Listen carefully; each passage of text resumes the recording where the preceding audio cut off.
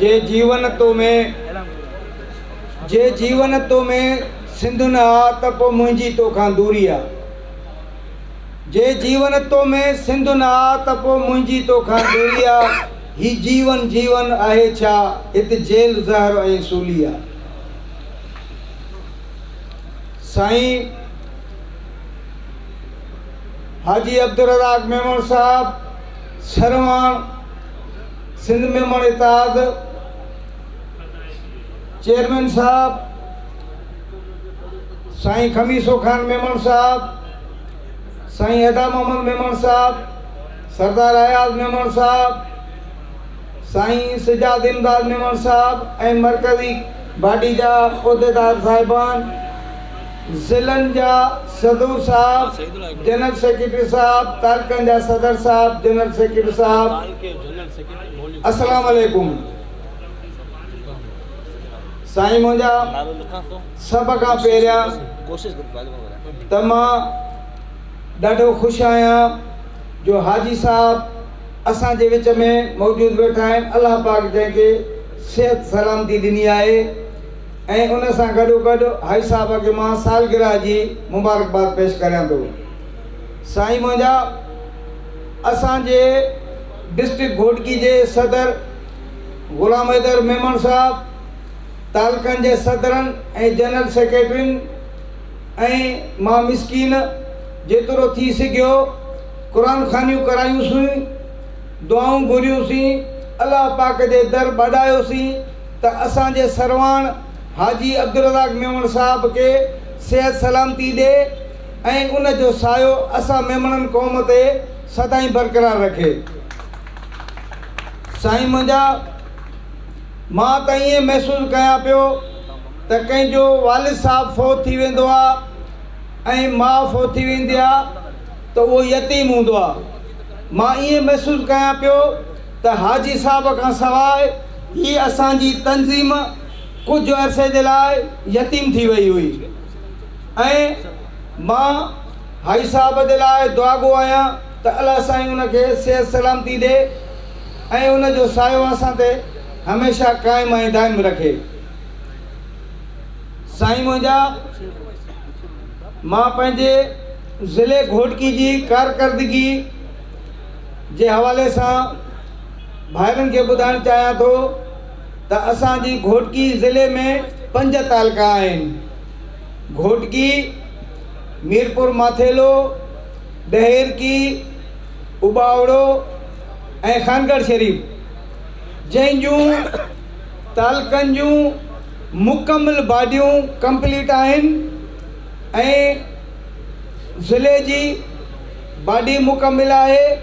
उन सां गॾोगॾु घोटकी सिटी जी बाडी कंप्लीट आहे ऐं मीरपुर माथेले में स्ट्रगल हले पई ऐं उन जे बावजूदि असां काफ़ी यूनिट बि खोले चुका आहियूं। उन सां गॾोगॾु मां पंहिंजी टीम, पूरी डिस्ट्रिक्ट घोटकी जी टीम, साईं ग़ुलाम हैदर मेमण साहब डिस्ट्रिक्ट प्रेसिडेंट ऐं तालकनि जे सदरनि ऐं जनरल सेक्रेटरियुनि खे मां सलाम थो पेश करियां त जन ॾींहं राति हिकु करे असांजा अबाह ॿेली थी करे पंहिंजूं बाडियूं तंज़ीम जी कारकर्दगी बाबति असांखे ॿुधाईंदा रहिया ऐं बाडियूं कंप्लीट कराइण में असांजी हिमत अफ़ज़ाई कंदा रहिया। साईं मुंहिंजा मूंखे तंज़ीम ते जेतिरो ॻाल्हाइणु मां चाहियां पियो उहो मुंहिंजा जेके लफ़्ज़ हुया, मुंहिंजी दिलि जी जेका उमंग हुई, ख़्वाहिश हुई, साईं अब्दुल मजीद मेमण साहब पूरी करे छॾी। इहो मां बि कुझु ॻाल्हाइणु चाहियां पियो।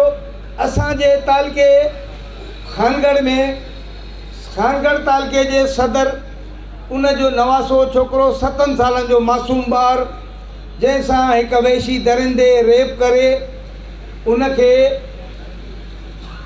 ॿधी करे हिकिड़ी जॻह में सटे हलियो वियो। असांखे ख़बर पई, असां हॉस्पिटल पहुतासीं, लेटर वरितोसीं, थाणे ते वियासीं, थाणे ते SHO FIR न पियो कटे। पोइ उन SHO खे दबाव ॾिनोसीं पंहिंजी बस आर उन SHO का FIR भी कराईसूं, डॉक्टरनि का सर्टिफिकेट भी ॾियराईसूं, उनखे गिरफ़्तार कराए जेल पहुचायोसीं।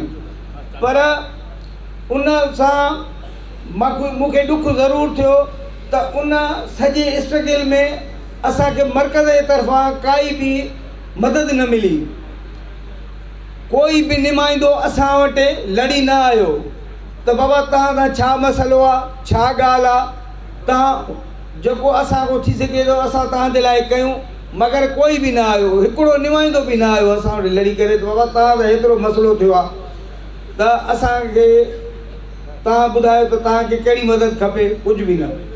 मां इहो मरकज़ी पार्टी खे ऐं हाजी साहब खे निमाणो अर्ज़ु कंदुसि त हाजी साहब सिंध मेमन इत्तेहाद कराची खां नौशार फिरोज़ या लाड़काने ताईं न आहे, पर हाजी साहब मुंहिंजो निमाणो अर्ज़ु इहो आहे त सिंध मेमन इत्तेहाद घोटकी डिस्ट्रिक्ट सिंध जो आख़िरी ज़िलो आहे उन ताईं मौजूदु आहे ऐं अव्हांजी रहनुमाई में कमु करे पियो ऐं तव्हांजे हर सॾ ते हर हुकुम ते लबेक कंदे जिते तव्हां फुराईंदा आहियो असां उते पहुचंदा आहियूं। मां इहा तव्हां मां ऐं पंहिंजी मरकज़ी पार्टी मां उमेद थो करियां त असां जीअं लबेक कयूं था त असांजे थोरी जेके असांजी क़ौम सां मेमणनि सां ज़्यादती थिए थी, असांजो जेको आहे न हिमत अफ़ज़ाई करण जे लाइ असां सां कोल्हो कोल्हे में मिलाए असांखे घटि में घटि एतिरो कनि बाबा तव्हांखे छा मसइलो आहे, तव्हांखे कहिड़ी सपोर्ट घुरिजे उहा असांखे ॿुधाए, एतिरो त असांखां घटि में घटि पुछनि।